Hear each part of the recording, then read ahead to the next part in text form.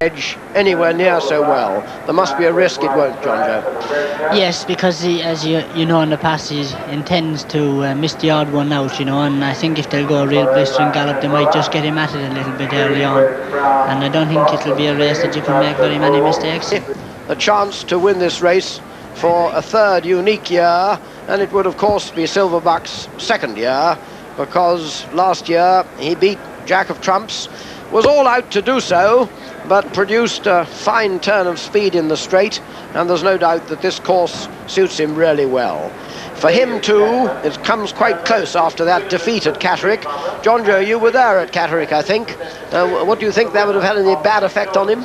No, I don't think so. I think actually the race would have done the horse good, because Mr. Dixon has been really doing a great job and picking his races nicely for him, you know, and it'll be the first race he's had for quite a while, you know, and I don't think he really had a hard race. I didn't either. I quite agree with you. I can't think what Michael was so worried about. It seems to me that was just a pretty well an ideal tune-up, and the winner is probably a pretty good horse. Now then, let's see the Irish pair. Well, there's Chinrunner on the left of your picture. This remarkable all-rounder, a winner of the Sweeps Hurdle, a winner of the 2-mile championship at Cheltenham, Blacklist faller in the Gold Cup before that.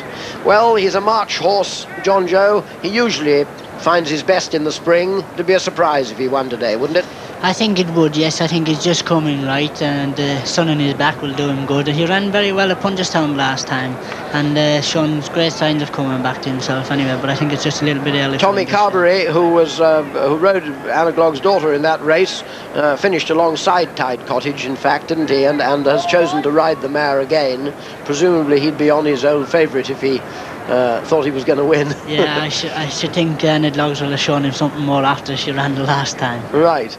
We haven't seen Tennycoon, the total outside. Oh, Bachelor's Hall, a past winner. We've got to mention him with the sash there, ridden by John Frankham, who's just ridden such a brilliant race over hurdles. Well, Bachelor's Hall won this 4 years ago, and is coming back to form. He ran well in the Massey Ferguson behind Boucher Girod, but that shouldn't give him any chance against Night Nurse, and I must say it would be a bit of a miracle if Peter Cundall can bring him back at 11 years of age, even with John Frankham's services. We haven't seen the outsider Tennycoon, but he really is a very rank outsider. They're under orders, so over to you, John Penny. And so the 8 runners line up for the King George. They have 3 miles, 19 fences. They're on their way. Tide Cottage the first to break from Anna Clog's daughter. And so they run now into the first. And Anna Clog's daughter going right up on the outside of Tide Cottage, goes into the lead. And a blistering pace in the early stage. They whip over the first, and Silverbuck over in third. Next is an open ditch. Anna Clog's daughter in the lead from Tide Cottage. Then comes Silverbuck.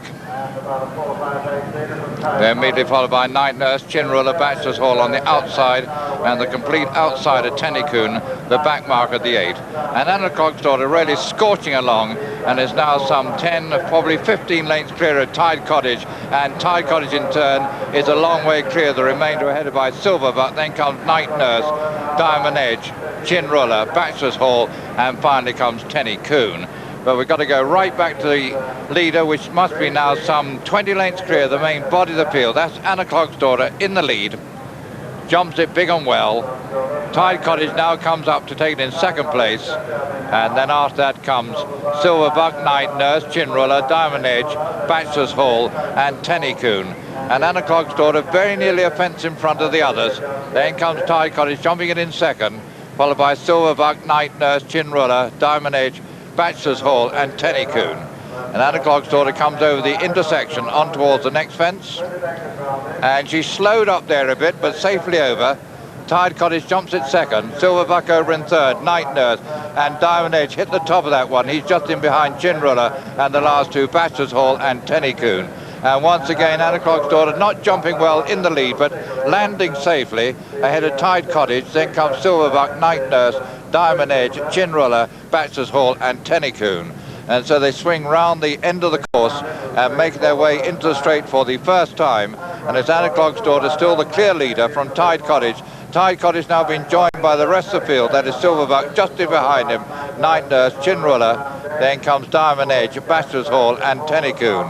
And so they meet the first of the three in the straight, where Anacog's Daughter continues to lead. And jumping a little bit to the left there from Tide Cottage over in second, just in front of Night Nurse and Silverbuck. Then comes Diamond Edge, Chinruller, Bachelor's Hall and Tennycoon. Anacog's Daughter still the leader, but coming back to the field. And jumping at second still is Tide Cottage, who's just in front of Night Nurse. Then comes Silverbuck. Just in behind Silverbuck is Diamond Edge and Chinruller. And the last two are still Bachelor's Hall and finally Tennycoon. And so they come to the next, which will be the last next time round. Anacog's Daughter in the lead, but by only about 8 lengths or so now from Night Nurse, Silverbuck and Tide Cottage. Chinruller races with Diamond Edge, a gap after that to Bachelor's Hall and Tennycoon.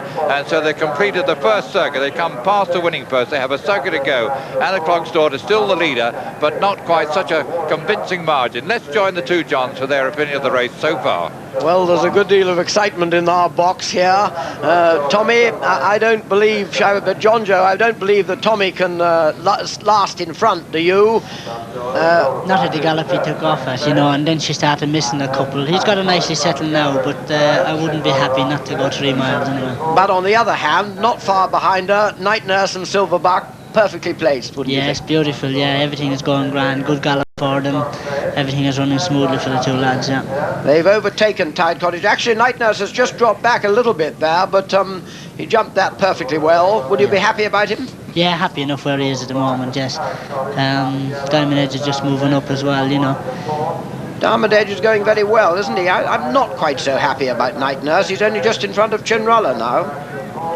You think that's still all right? Yes. Once he straightens up down the back, I think he'll start making his move. And I'm happy enough with him, yes. Well, I hope you're right, John Joe, but with Silverbuck in second place to Anacog's Daughter, back to you, John. Yes, they now run towards fence number 13. Anacog's Daughter still the leader from Silverbuck in second place. And then you've got to go about 6 lengths to Diamond Edge, who's just in front of Night Nurse.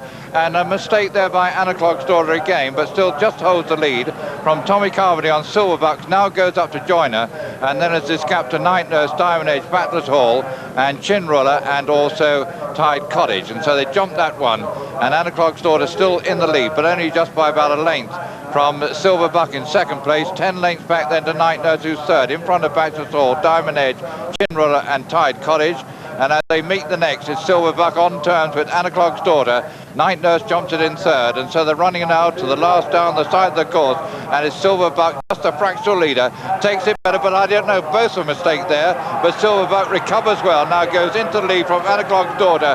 Night Nurse is in third place, then behind them comes Diamond Edge, and also Bachelor's Hall, and so they're making the turn, and Anacog's Daughter fighting back at Silverbuck, and Night Nurse also closing in on the two leaders, and so they're making their way back towards the straight. They have 3 fences of the King George still to go, and it's Silverbuck just a fractional leader, and Night Nurse and Alan Brown coming looming up on the outside of Anacog's Daughter. This is the third from home, and it's Silverbuck, Night Nurse and Anacog's Daughter, those 3 together, and Night Nurse just made a mistake there. They're running now towards the second last, and it's Silverbuck, Night Nurse and Anacog's Daughter. That's the leading 3. They're clear of Diamond Edge, 2 to go, and Silverbuck over in the lead, but only just from Night Nurse under pressure. Anacog's Daughter fighting back hard to get on terms, and so they're running now towards the final bend. It's Night Nurse on the near side taking on Silverbuck, who still has the lead. They're coming towards the final bend. It's Silverbuck in the lead, over, and Night Nurse is gone. Oh my word, it hit the top of that one. Anacog's Daughter now fighting back. Silverbuck is in the lead. They have 100 yards still to go, and Tommy Carmody looks all set to complete the 3-timer. He's done it. Silverbuck is the winner. Anacog's Daughter is second. Then comes Diamond Edge over in third. Chinruller 4, and a long way back then comes Tide Cottage, and he will finish over the line.